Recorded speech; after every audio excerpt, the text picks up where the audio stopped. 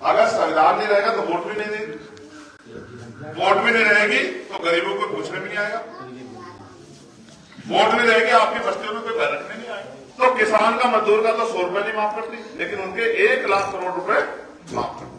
पिछले 10 साल में मोदी जी ने 10 लाख करोड़ रुपए पैसे वालों के, धन्ना सेठों के, उद्योगपतियों के माफ कर दिए इस देश में। कि अगर सुबह मेहनत मजदूरी पे नहीं जाएंगे तो शाम में घर में रोटी का भी खिंचाव है। सच ये भी है कि पहले नौकरी आती थी, लेकिन अब पढ़े लिखे बच्चे भी बेरोजगार। सच ये भी है कि शिक्षा ही एकमात्र हथियार है जिसके साथ या जिसको प्राप्त करके हम लोग आगे बढ़ सकते हैं, और तरक्की कोई रास्ता नहीं। और सच ये भी है कि जिनकी सरकार है उन्होंने बड़े बड़े कॉलेज खोल दिए अपने पूंजीपति साथियों द्वारा, पैसे वाले जब ताकतवर लोगों द्वारा बड़े बड़े स्कूल खोल दिए प्राइवेट, जिनकी फीस किसी की 2,000 रुपए महीना है, किसी की 4,000 रुपए महीना, किसी की 10,000 रुपए महीना, जिसमें गरीब का बच्चा घुस भी नहीं सकता। सच ये भी है कि जिनकी सरकार है उन्होंने बड़े बड़े हॉस्पिटल भी खोल दिए प्राइवेट वाले। सरकारी हॉस्पिटल में इलाज नाम की सुविधा है नहीं, डॉक्टर साहब से वहां नहीं बैठते, दवाइयों का तो आप भूल ही जाओ, कोई भी टेस्ट वेस्ट कराना हो तो बाहर कराना पड़ेगा, वहां कमीशन चल रही है। और आपकी जेब में अगर पैसे नहीं है तो आपको अपनी जमीन गिरवी रखनी पड़ेगी, फिर मुनाफा भी है मालिक का। इस तरह से चीजें बिकती है। तो 1 रुपए में जब भी आप 1 रुपए का सामान परचेज करोगे, खरीदोगे, तो 28 पैसे सरकार के खाते में। ये आप 28 पैसे उनको देते हो तो वो आपको एक गारंटी देते हैं कि हर व्यक्ति के लिए सर ढकने के लिए छत की व्यवस्था होगी, अच्छा भोजन की व्यवस्था होगी, पीने के लिए साफ पानी की व्यवस्था होगी और पहनने के लिए अच्छे कपड़ों की व्यवस्था होगी। आज तक इतनी सरकारें आई, किसी ने शायद इस बारे में सोचा ही। इसका मतलब यह है कि सरकारों को आपके भूखे रहने से, प्यासे रहने से, बिना कपड़ों के रहने से कोई फर्क नहीं। आप अपने घर कारोबार चलाते हैं, परिवार चलाते हैं, एक एक पैसा जोड़ के अपने परिवार को मजबूत करते हैं, अपने परिवार के भविष्य के बारे में सोचते हैं। आज इस देश का भविष्य क्या होने जा रहा है, जो पढ़े लिखे बच्चे हैं वो समझते हैं या जिम्मेदार लोग समझते हैं। आज हालात तो ऐसे हैं कि ये भी नहीं पता कि कब देश से संविधान खत्म हो जाए। अगर संविधान नहीं रहेगा तो वोट भी नहीं देगी, वोट भी नहीं रहेगी तो गरीबों को पूछने भी नहीं आएगा, वोट नहीं रहेगी आपकी बस्तियों में कोई घर रखने नहीं आएगा। जिन नेताओं को हमने लड़ने के लिए कहा था कि आपने ताकत दी थी, उन नेताओं ने किसी न किसी वजह से चुप्पी थाम ली।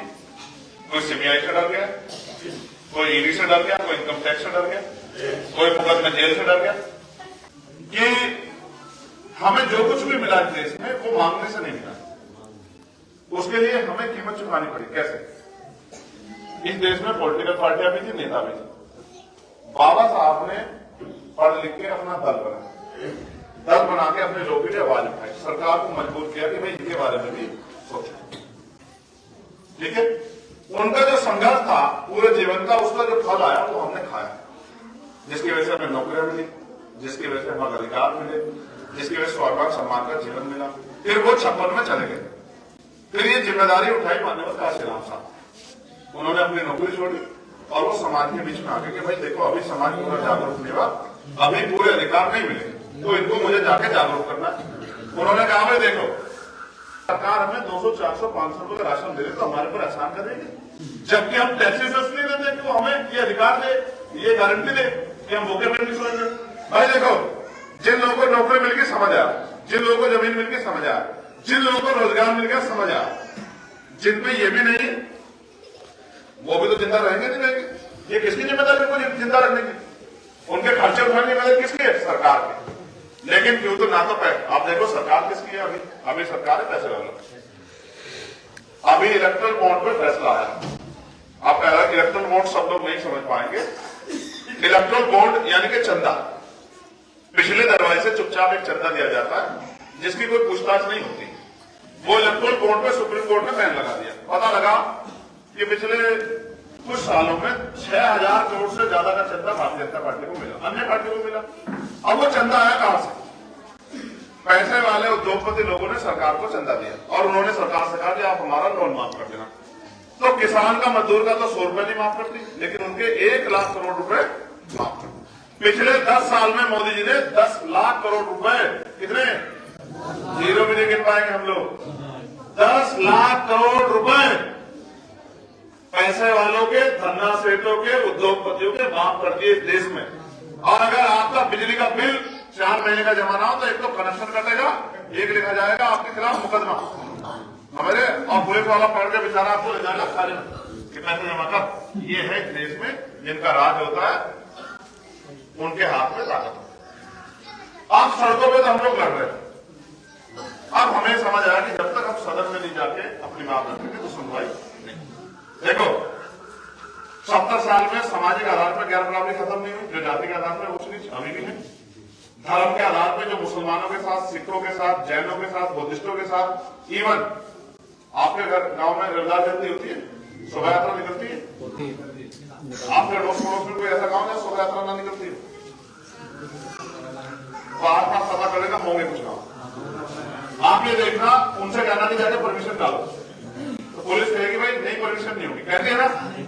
तो इसका मतलब आपको अपने धर्म की उपासना करने की भी आजादी, ये है खड़वा। और वो क्या कहेंगे कि भाई परंपरा नहीं होगी। नहीं, आप मुझे बताओ, अगर आपके गांव में आर्थिक रूप से कमजोरी होने के कारण नहीं निकलती थी, आज आपकी हिम्मत बन गई कि चलो निकाले। जैसे पहले हमारे लोग गाड़ी में नहीं जाते थे ना, अब तो बाहर गाड़ी में जाती है ना, तो कोई आपसे कहने लगे हो भाई तुम तो पहले बाहर गाड़ी में जाते थे, अभी ऐसे जाओ घोड़े में, तो जाओगे क्या? सुन बोल।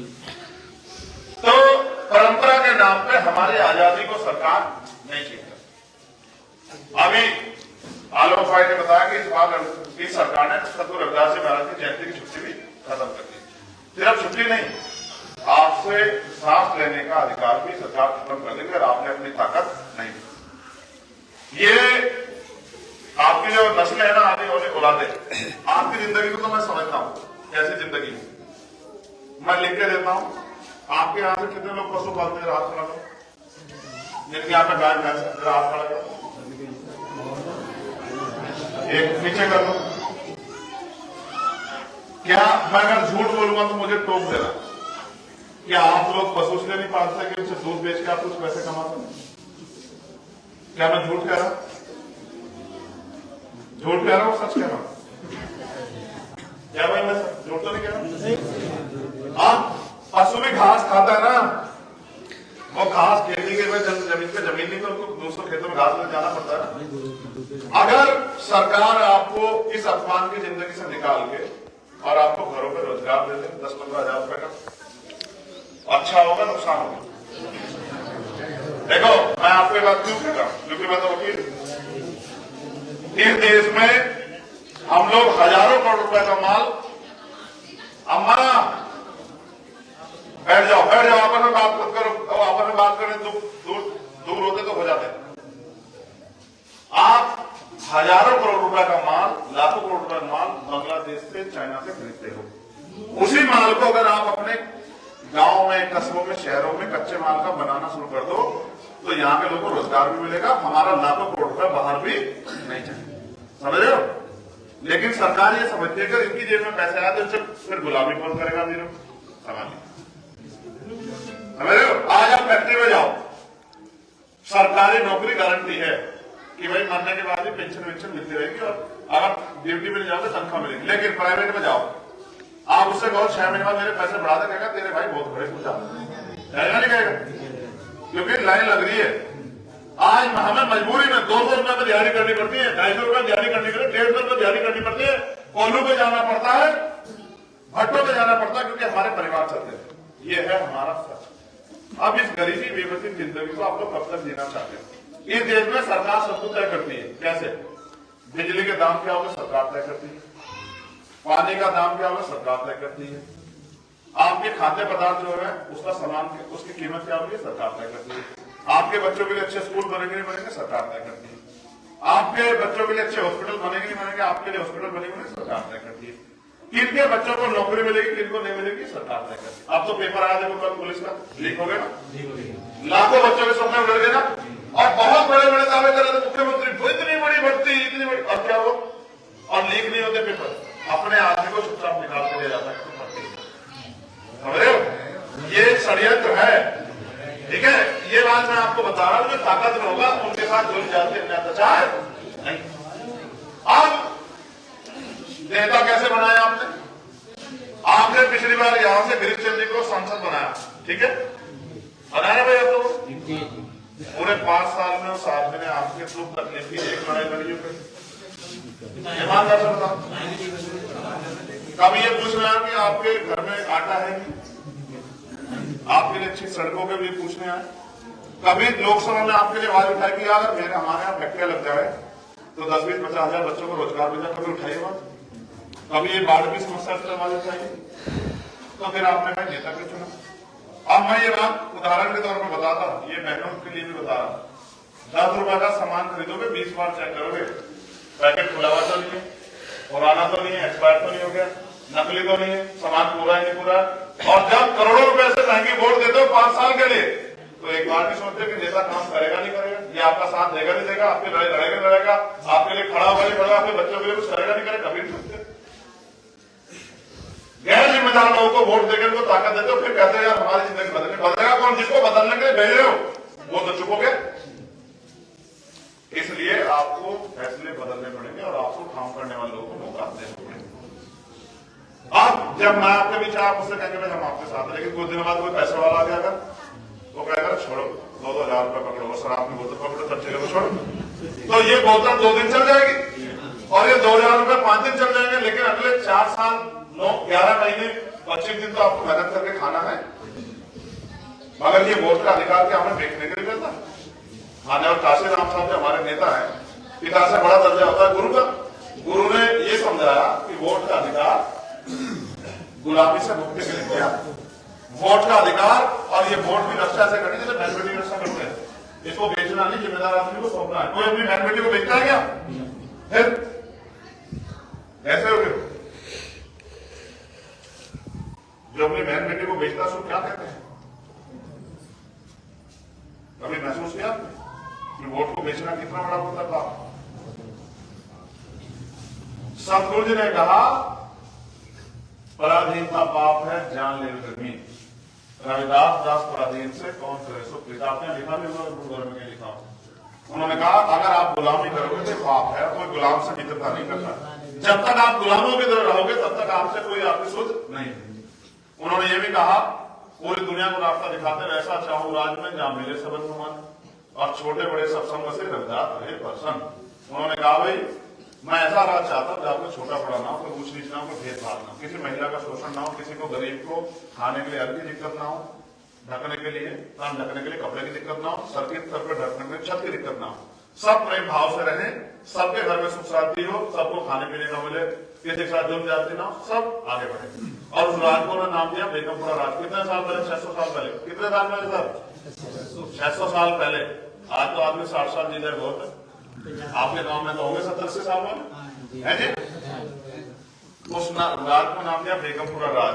बेगम का मतलब जहां कोई गम। अगर सबकी जिंदगी से गम खत्म हो जाए, अच्छा होगा बुरा होगा? अच्छा होगा ना। हर आदमी खुशहाल है तो यार खुशहाल तब होगा जो उसकी परेशानी खत्म हो जाएगी। वो राज लाएगा कौन? भाजपा के लोग। आप महसूस करो वही राज की बात बाबा साहब अम्बेडकर संविधान में लिखे गए।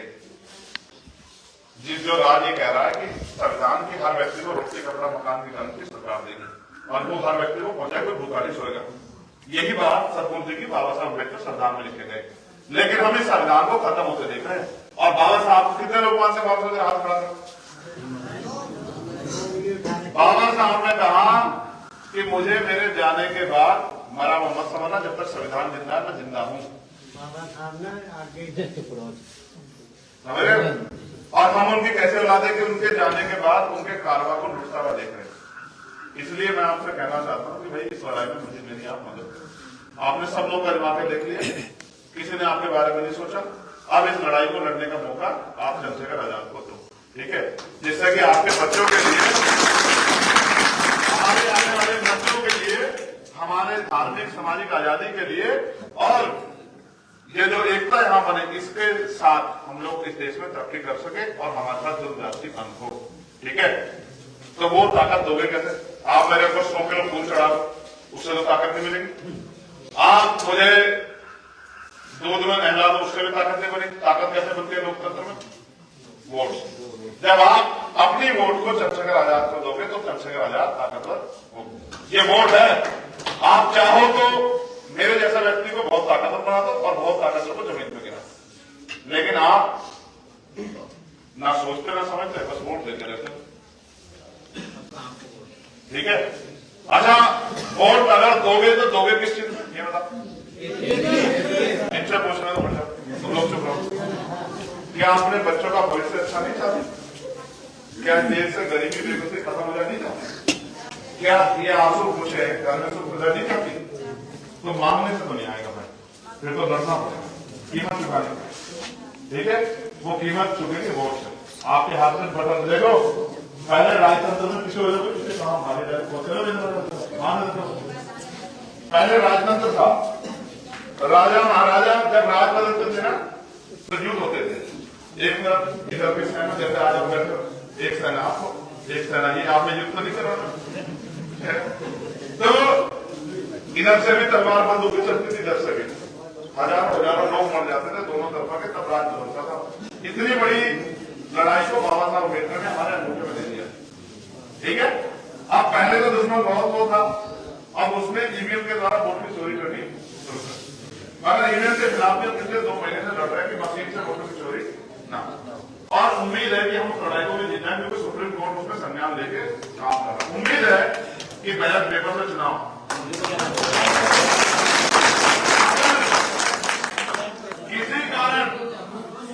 किसी कारण अगर बैलेट पेपर से भी इस बार की स्थिति न बनी कि चुनाव नजदीक है, तो भी हमारा प्रयास है जो पर्ची निकलती है वो आपके हाथ में आ जाए, आपको दिख जाए अपने वोट की जरिए। मशीन की मशीन में नहीं, आपके हाथ में जैसे बैलेट पेपर आया होगा छापा लगा के, ठीक है, और फिर वो जमा हो जाए और आपकी बैलेट पेपर की गिनती हो। ये हम सारे प्रयास कर रहे हैं, लेकिन आप क्या करोगे? आप ये करना कि आप अपनी वोट को इस बार एक कहावत है, आजमाए में को आजमाओगे तो वही मिलेगा जो मिलता है। अगर उसी में पूछो जो तुम्हें मिल रहा है तो फिर कोई बात नहीं। और अगर अपने बच्चों के लिए अच्छे स्कूल बनवाने, बेटियों के लिए अच्छे स्कूल कॉलेज बनवाने, अच्छे हॉस्पिटल बनवाने, अपनी जेब कटवानी बंद करनी है, अपनी तमाम तरह के सुख सुविधाओं का ध्यान रखना है, और जो मजदूरी में मजदूरी करनी पड़ती है उसको बंद करना, तो फिर अपने बेटे भाई को ताकत। ठीक है? ठीक है? तो कौन सा हिसाब से दोगे? जोर से बताओ। अभी मैं अगर इनसे लड़ने कह दो तो बहुत देर से बोलोगे। जोर से बताओ।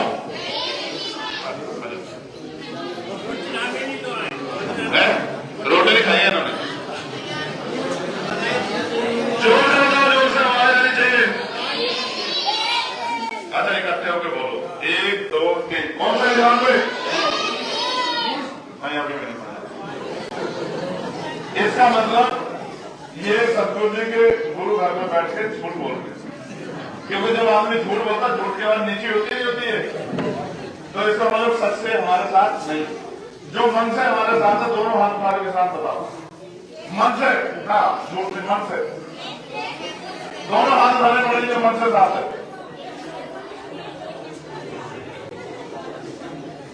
नहीं, आपस में बोल रहे, पहले दोनों हाथ ऐसे उठाओ। आप बोलो जोर से, केतली।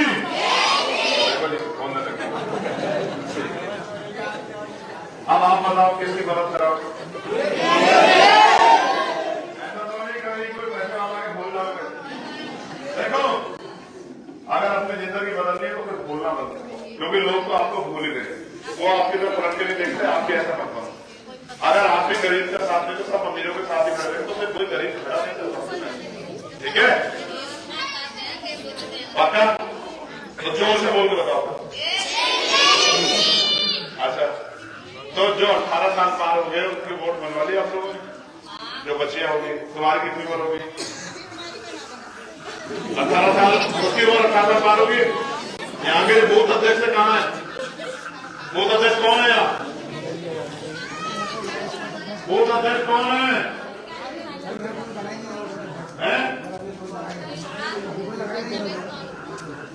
अभी कोई बूथ अध्यक्ष नहीं है यहाँ। बूथ अध्यक्ष आप आओ, आप इधर आओ। देखो, आप किसके घर बनी बनी वोट? दो के लड़ेंगे भाई, तुम्हें हरवाओगे मुझे लगता है। अरे वाला एक और से हार के दूसरी पाऊंगा ना भाई, तो ये घर ये वोटे बैठी, बस ये समझो यही है असली मदद। नहीं ये भी काम करा ना, अभी बन रही है वोट, ऑनलाइन बनवा दो, फार्म भर के बनवा दो, यही है सबसे ज्यादा मदद। ठीक है, ये आएंगे कागज दे देना, और आप नौजवान भाई जिसकी वोट न बनी वोट बनवा दो, क्योंकि वोट ये सबसे बड़ी ताकत। अब आखिरी बात इधर आ जाओ भाई, ये तो आपने देख लिया, किसने देख लिया, हाथ क्या करो। अभी तो लड़ाई बाकी पीछे हो जाओ भाई, आने देखिए। अब असली बात ये देखो भाई, क्या लिखा है, हमने तो पहले पढ़ लिया ना, इनको पढ़ने दो। क्या लिखा है भाई, क्या लिखा है, ये पढ़ी लिखी बहने बताओ क्या लिखा है। एक मिनट रुक जाओ भाई, चार शांत हो जाओ, बस जल्दी से शांत हो जाओ। एक तो आप एक मदद करना मेरी, जयंती 24 तारीख की है ना, 23 तारीख को अपने घरों पे दीपक जलाना। क्यों जलाना मैं फिर कह रहा हूं, जब आप दीपक जलाओगे ना तो आपकी औलादे से पूछेंगे कि कल को क्या है, दीपक क्यों जलाते, तो उनको बताना कि कल हमारे सतगुरु रविदास जी महाराज की जयंती है, जो हमारे कुल गुरु जिन्होंने 600 साल पहले दुनिया को रास्ता दिखाया। लेकिन आज बुरा यह है कि आज भी उनकी औलादे देश में बिना सुख सुविधाओं की थी नहीं। ठीक है, क्योंकि उसका कारण है कि हमने उनकी बात नहीं मानी, हमने बस उनके मूर्ति में माथा टेका, प्रसाद चढ़ा, बस घर चले गए, हमने 364 दिन उनको याद नहीं। ठीक है, तो अब मैं आपसे आग्रह करूंगा कि भाई किसी भी लड़ाई को लड़ने के लिए सहयोग की जरूरत होती है नहीं होती है, और वो लड़ाई पूरे समाज की हो, तो पूरे गरीब कमजोर लोग की हो, तो सब लोग सहयोग करना पड़ता ना। तो मेरा आपसे आग्रह, चाहे आप 1 रुपए की मदद करें, खत्म बोल दो बस, लेकिन उस खेतरी में मदद जरूर करें, क्योंकि आपका मेहनत का 1 रुपया भी मेरे लिए लाखों रुपए से बढ़ गया। तो चाहे आप 1 रुपए की मदद करिए ना, सोचे कि 1 रुपया बहुत छोटा था, ये मान के दें कि लाखों रुपए दे रहे हैं, और ये मान के दें कि ये हम वो क्या कहते हैं इन्वेस्टमेंट कर रहे हैं। आज 1 रुपया दे रहे हैं, 1 लाख रुपए चंद्रशेखर आजाद हमें ताकत में आने पर देगा, हमारे परिवार को, हमारे बच्चों को रोजगार देंगे। ठीक है, अब आप लोग सुन लो, सब लोग। नेशनल दस्तक की आपसे गुजारिश है कि अगर इसको बचाना चाहते हैं तो नेशनल दस्तक को सब्सक्राइब करने के लिए रेड कलर के सब्सक्राइब बटन को दबाएं, फिर बेल आइकन की घंटी दबाएं। नेशनल दस्तक को बचाने के लिए बहुत जरूरी है कि हर खबर को शेयर करें, लाइक करें, कमेंट जरूर करें।